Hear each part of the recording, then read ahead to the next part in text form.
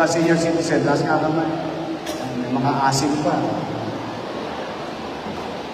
Hindi, ako talaga. Sa akin. Although marami pa tayong obligasyon para sa PWD, solo parent, but inuuna ko muna yung ating mga, this is almost 300 million pesos ang halaga nito. Ngayon, para naman hindi kayo malagay sa alanganin. Siyempre, mamaya, pag uwi nyo sa barangay, maraming tanong sa inyo, ang sinyo. Para hindi naman kayo ang nalalagay sa alanganin. Sisimple natin ang paliwanag. Unang tanong na senior, Chairman, Secretary, Treasurer, nomad ka.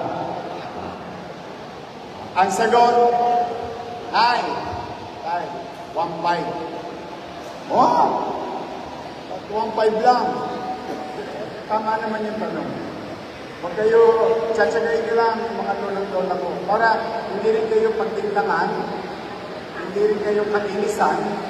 Ang importante, iisa ang sagot. Iisa ang mensahe. Kasi ako naniniwala, importante na maliwanag yung sagot para maliwanag din yung hanap at kaharapin ng aking mga minamahal na senior citizen. Yung ibibigay natin, July, August, September, gaybi ng October. Paano yung yung utang sa amin? 3,000 din yun.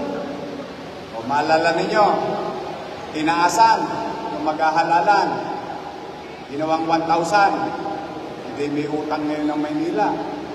590 million. That's the amount.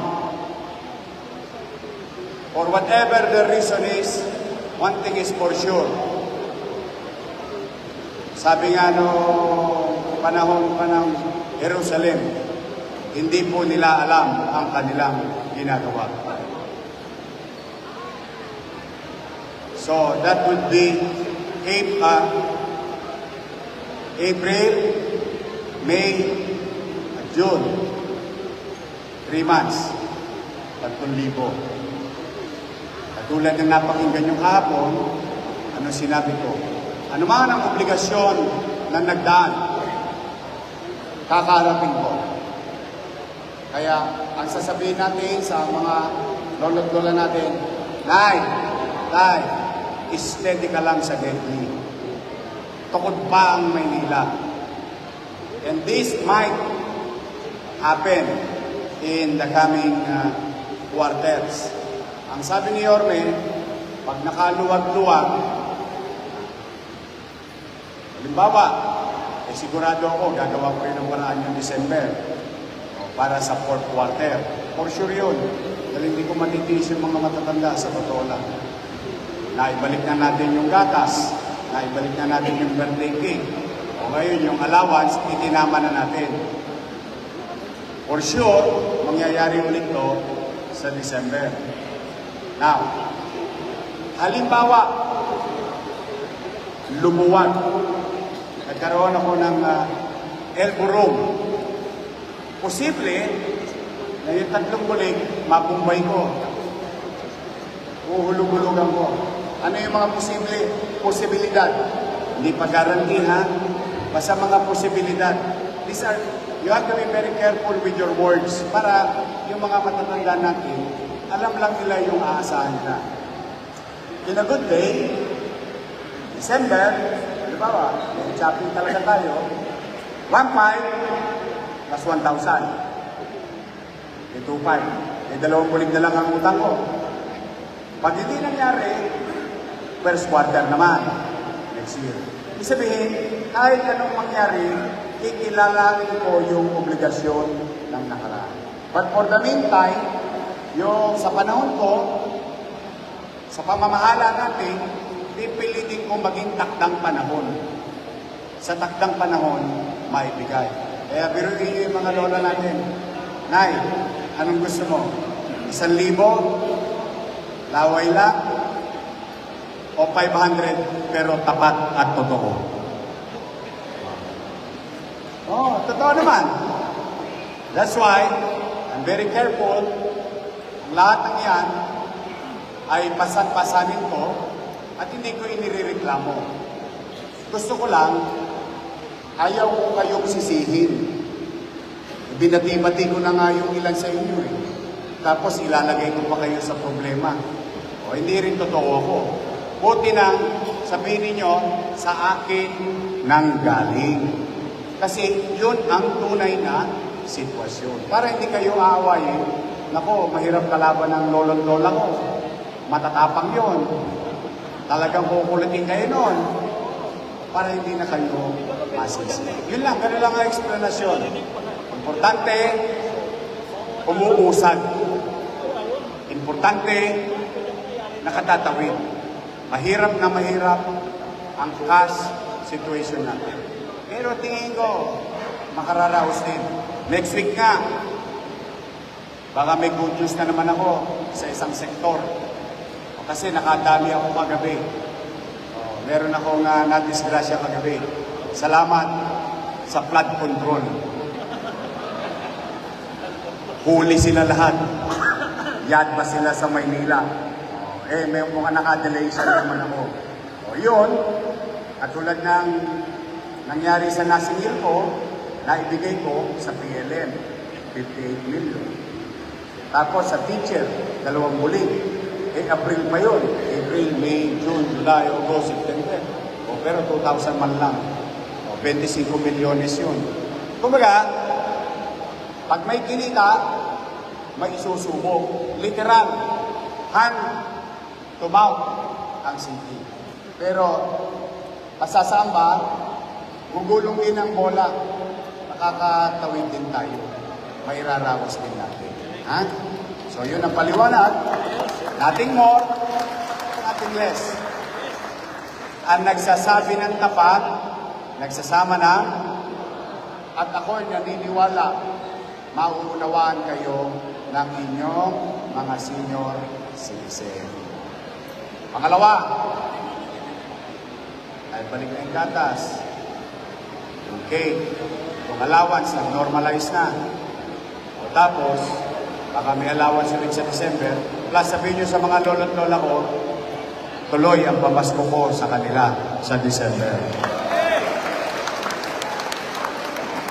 Mga chairman, mga kagawad, o secretary treasurer nyo, wala na rin kayong pera, di ba? Magpapasko na. Malamang, tosgas na naman kayo. Kahit wala tayong kapera-pera, nagtatabi na ako unti-unti. For the past so many months, bakit? Kahit wala kayong maipamigay sa Pasko, tiyak, sagot ng siyudad ng Maynila, lahat ng pamilyang Manileño tatanggap ulit ng pamasko sa lungsod ng Maynila. At lahat ng poder na yan, lahat ng ipinamamahagi ng siyudad, ibinibigay ko sa inyo ang postura. Bakit? Mapapakakampi ko kayo, hindi. Ang tawag ko dyan, respeto. At yan, maging matatanda na kayo, kung marunong kayong bumasa ng equation o yung galaw ng liderato, dyan nyo na maintindihan, talaga itong batang ito, pinatawad na kami. Talagang inunawa na kami. Kasi I could have done it on my own. Dami kong pwedeng utusan sa City Hall, pero nasabi ko, no.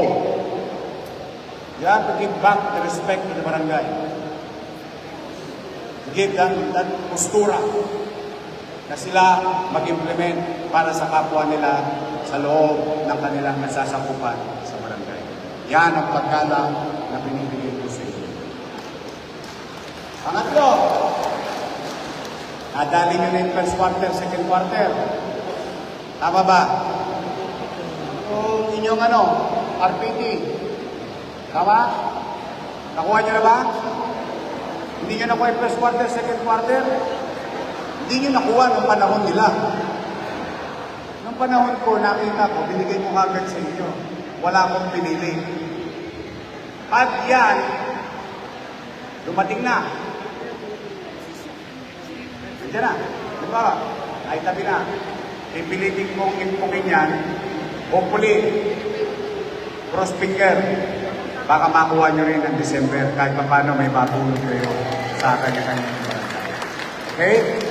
So, galingan ninyo. Oh. Wala akong hihilingin sa inyo dito. Uulitin ko lang yung request ko.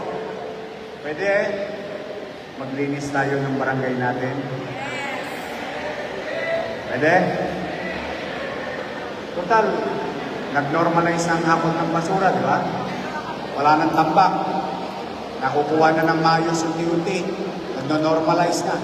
So, ang gawin natin, tutugin nyo na tutugin lahat ng kanal ninyo. Let's bring it up with solid materials and create a space on it so that pagka nag-uulan, kahit paano may sasalok sa ilalim. Napansin nyo, ilang beses na nag-uulan. Mukhang hindi natin nararamdaman yung pagtaas ng baha. Kasi sa lahat ng airport ninyo, nagkakaroon na siya ng epekto. Ano? Yorme, yan ba yung solusyon sa baha? Hindi. Ang solusyon sa baha, flood control. Yun ang tunay na solusyon. Now, may problema sila doon. Kaysa naman ang tiyaya tayo ganyan. Wala tayong ginagawa. Sila natutuwa. Tayo, para tayo mga frontman. Then, let's do something within our control, which is your barangay, which is our city. Dahil dyan, unti-unti kahit pa paano, mabilis na uupa ang baha sa Maynila. But for now, it seems, sana wag talagang bumagyo ng gusto. Kung ako, okay naman na tayo. Yung effort ninyo, linggo-linggo, tuwing Sabado, yung effort ng syudad, araw-araw, tutlong dito, tutlong doon, mukhang may pinupuntahan naman. So muli, maraming salamat sa inyo. At sana, yung mga may birthday, magkita tayo ngayong October sa katapusan. Huwag kayong mag-alala. Hindi kayo mawawalan. Pero tiyak yun, magkakaroon kayo.